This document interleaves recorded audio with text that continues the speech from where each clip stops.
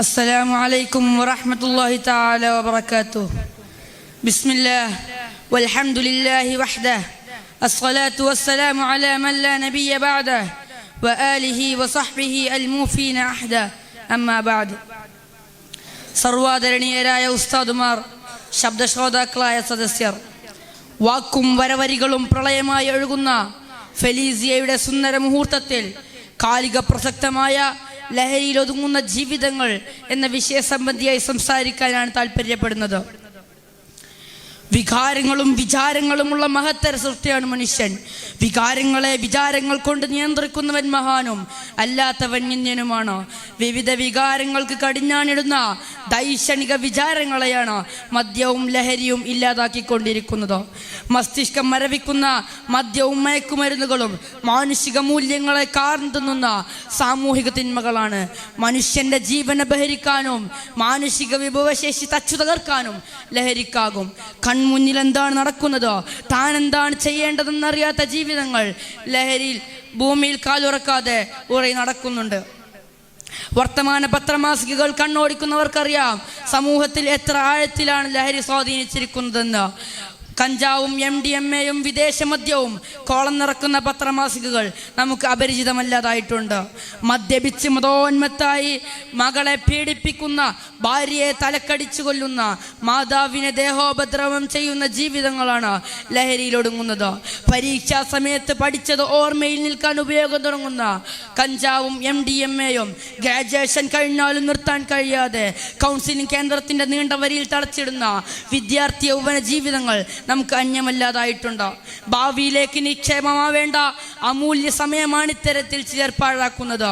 പേരുകേട്ട കോളേജുകളിൽ പോലും ആൺ പെൺ വ്യത്യാസങ്ങളില്ലാതെ സിന്തറ്റിക് മീഥൈൻ ഉൽപ്പന്നങ്ങൾ സമൂഹത്തിൽ വേരോടുന്നതും അതേ തുടർന്നുണ്ടാകുന്ന കലാലയങ്ങളിലെ പത്രവാർത്തകളും നിത്യസംഭവമാണ്. 4ാം ക്ലാസ്സിലെ പിഞ്ചു കുഞ്ഞിന്റെ പാഠപുസ്തകത്തിൽ പോലും ലഹരി രുചിക്കുന്നത് സ്വാഭാവികതയാണ്. ഒടുവിൽ ലഹരി തകർത്ത ജീവിതം ചോദ്യചിഹ്നമായി മുന്നിലെത്തുമ്പോൾ ഡ്രഗ് അഡിക്റ്റ് എന്ന സാമൂഹ്യ മേൽവിലാസം കരസ്ഥമാക്കിയവൻ ഒരു തുണ്ടം കയറിൽ തൻ്റെ ജീവിതത്തിന്റെ വരാമം വിടുന്നതിനെ കുറിച്ച് ചിന്തിക്കുന്നു. ആദ്യം സ്വന്തം ജീവിതം നശിപ്പിച്ച് പിന്നീട് തൻ്റെ കുടുംബത്തെ വിഷാദത്തിലാഴ്ത്തി അതുവഴി നാടിനും സമൂഹത്തിനും രാഷ്ട്രത്തിനും വിളമായി മാറേണ്ടവർ രാഷ്ട്രവിരുദ്ധരായി ലഹരി മാഫിയകളുടെയും മദ്യ കോർപ്പറേറ്റുകളുടെയും മുരടിൽ ചീഞ്ഞളിഞ്ഞ വളം മാത്രമായി മാറുന്നു. ഇത്തരമൊരു സാമൂഹ്യ അന്തരീക്ഷം തിരുത്തിയെഴുതേണ്ടത് മാനുഷിക നിലനിൽപ്പിന് തന്നെ അത്യന്താപേക്ഷിതമാണ്. എന്നാൽ ലഹരി നിർമ്മാർജ്ജന പ്രവർത്തനങ്ങൾക്ക് മുൻകൈയെടുക്കേണ്ട സർക്കാർ തന്നെയാണ് 4 ആൾ കൂടുന്നെടുത്ത ബീവറേജിലും കൂടാൻ കഴിയാത്തവനെ ബീവിക്കൂലും മദ്യം വിളമ്പുന്നത്. മുസ്ലിം ഭൂരിപക്ഷ പ്രദേശമായ പൊന്നാനിയാണ് മിക്ക സീസണുകളിലും മദ്യവ്യാപാരത്തിൽ ഒന്നാമതെത്തുന്നതെന്ന വസ്തുത എത്രമാത്രം ആശങ്കാകുലമാണ്. മതപഠിതാക്കളെയും ഹൈസ്കൂൾ ഹയർ സെക്കൻഡറി വിദ്യാർത്ഥികളെയും കേന്ദ്രീകരിച്ച് വ്യാപാരം പൊടിപൊടിക്കുന്ന ലഹരി മാഫിയകളെ പ്രബുദ്ധ സമൂഹത്തിൽ നിന്ന് തുരത്തിയോടിക്കേണ്ടതുണ്ട്. വിഷാദവും രോഗവും നിരാശയും ആത്മവിശ്വാസമില്ലായ്മയും ഭാവിയെക്കുറിച്ചുള്ള ആദിയും ലഹരിയുടെ അനന്തരഫലങ്ങളാണെന്ന റിപ്പോർട്ടുകൾ പുറത്തു വരുന്നു. ലഹരി നമ്മെ ശാരീരികമായി നശിപ്പിക്കുന്നുണ്ടെന്ന് നമുക്കറിയാം. ഇത്തരം ഭവിഷ്യത്തുകളെ മുന്നിൽ കണ്ടുകൊണ്ട് തന്നെയാണ് നിരക്ഷരനായ തിരുനബി സല്ലല്ലാഹു അലൈഹി വസല്ലം മദ്യവും ലഹരിയും പൈശാചികതയാണെന്ന ആരും വായിക്കാത്ത അക്ഷരങ്ങൾ അധ്യായം മാഇദയുടെ വചനം 90-ലൂടെ നൂറ്റാണ്ടുകൾക്ക് മുന്നേ വായിച്ചത്.